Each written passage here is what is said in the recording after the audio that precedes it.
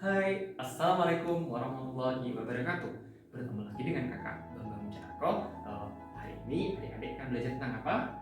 Ya betul, tentang wujud benda. Nah, sebelum kita masuk ke materi, alangkah baiknya kita berdoa terlebih dahulu. Berdoa, dimulai.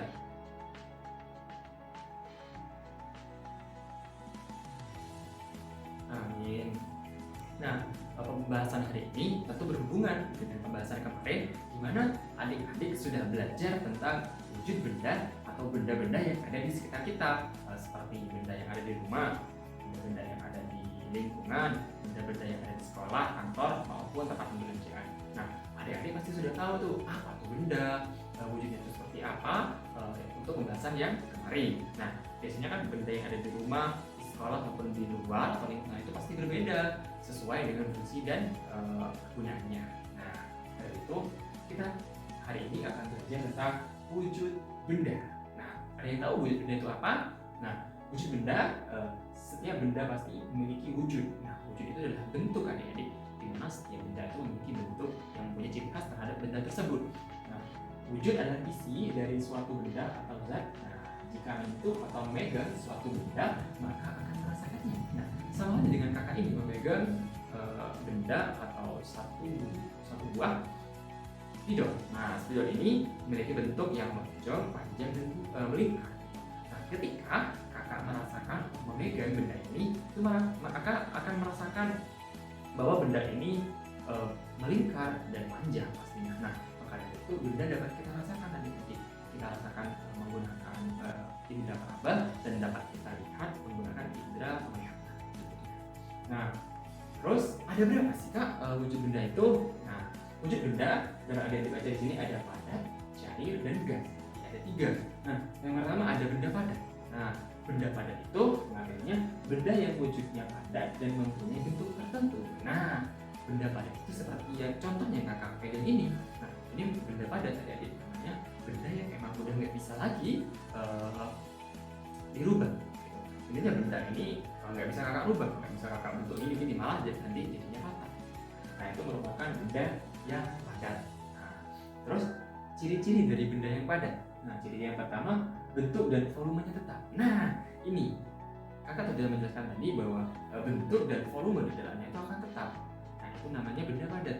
Benda itu tidak mungkin diganti dan tidak dapat juga diganti. Nah, maka itu ciri yang pertama dari benda padat adalah bentuk dan volume di dalamnya tidak bisa berubah. Terus menempati ruang serta memiliki berat. Nah, benda ini bisa menempati suatu ruang, misalkan ini ruang yang kosong, kakak tempatkan di sini merupakan ini sedang ditaruh di tempat ini, maka spidol ini menempati tempat ini. Nah, terus memiliki berat. Nah, maka meskipun ini beratnya tidak seberapa, namun jika ballpoint ini kakak timbang, maka ballpoint ini akan memiliki berat. Terus benda padat, contohnya. Nah, contoh benda padat itu dapat adik-adik temukan di sekolah, di rumah maupun di lingkungan. Nah, contohnya ada di rumah apa? Nah, yang pertama lemari. Lemari apa? Tempat menyimpan pakaian-pakaian yang biasa kita gunakan sehari-hari. Nah, itu lemari. Yang kedua, penggorengan. Nah, biasanya ada ditemukan ini kan di dalam di lingkungan masyarakat, di mana ada yang jual gorengan. Di situ ada bakal menemukan wadah untuk menggoreng gorengan gitu. Nah, itu merupakan salah satu benda padat yang nggak bisa digunakan, namun dapat digunakan. Terus yang ketiga itu seperti mobil. Nah, mobil itu merupakan benda padat adik-adik, di mana mobil itu juga mempunyai ruang dan selain punya ruang juga memiliki berat. Nah, mobil dapat kita gunakan sehari-hari untuk bepergian atau menggunakan atau bepergian, maksudnya berpergian dari suatu tempat ke tempat yang lain. Terus yang benda yang kedua selain padat ada juga nih benda cair. Nah, siapa yang udah tahu benda cair? Benda cair itu apa?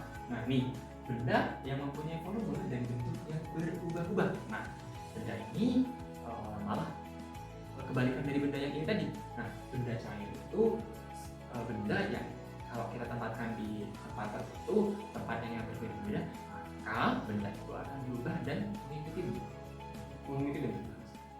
Terus ciri-ciri bentuknya berubah-ubah. Yang pertama sudah kakak jelaskan, Terus yang kedua, menekan ke segala arah. Nah, semisal ada air di dalam gelas, nah pasti benda itu akan mengikuti gelasnya.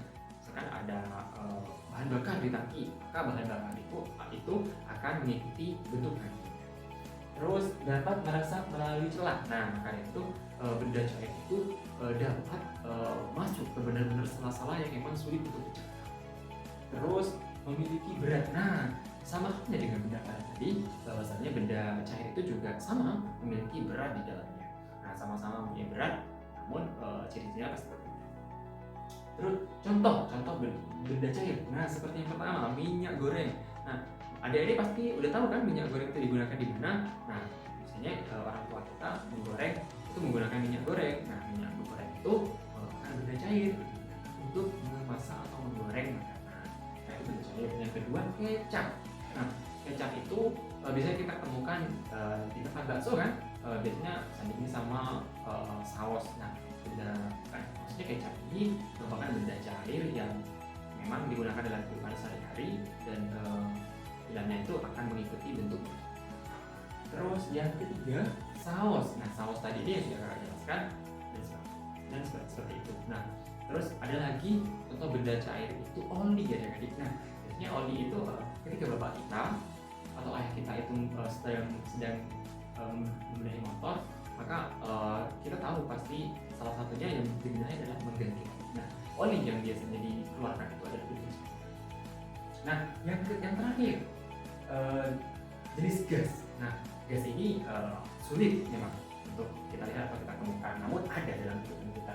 Benda yang memiliki bentuk dan tidak tetap menyesuaikan tempatnya. Nah, mirip-mirip memang adik-adik dengan yang namanya benda cair tadi, di mana benda gas ini memiliki bentuk tidak tetap juga bisa menyesuaikan ruang. Namun perbedaannya yaitu pertama, dia tidak bisa kita lihat dengan indera penglihatan, namun dapat kita rasakan dengan indera perasaan. Terus ciri-ciri yang pertama, bentuk dan volumenya berubah-ubah. Nah, misalkan seperti gas atau tabung gas. Nah, volume di dalamnya itu akan berubah, tidak tetap layaknya benda cair tadi. Nah, terus ciri-ciri yang kedua, memberikan ke segala arah maupun tidak arah mempunyai berat. Nah, perbedaannya juga terhadap benda cair, benda yang gas ini juga sama, memiliki memberikan ke segala arah. Jadi di dalam benda gas itu juga sampai ke sela-sela yang memang seperti itu. Terus tidak bisa dilihat dengan kasat mata, tapi bisa dirasakan. Nah, seperti yang sudah kakak jelaskan tadi, bahwa benda atau wujud benda gas ini tidak dapat kakak maupun adik itu lihat. Nah, namun kita bisa merasakan bahwa benda itu ada. Nah, benda gas contohnya seperti apa? Pertama, uap air.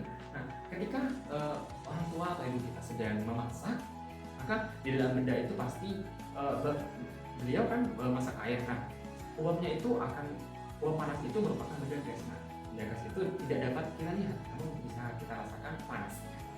Terus tabung gas itu yang biasanya buat memasak. Nah, di dalam tabung gas itu ada benda yang bentuknya gas adik-adik. Nah, benda gas ini juga ada beratnya. Misalnya kalau masih baru beli itu biasanya berat. Nah, karena itu wujud benda itu ada padat, cair, dan gas. Nah, adik-adik sudah paham kan apa yang sudah kakak jelaskan?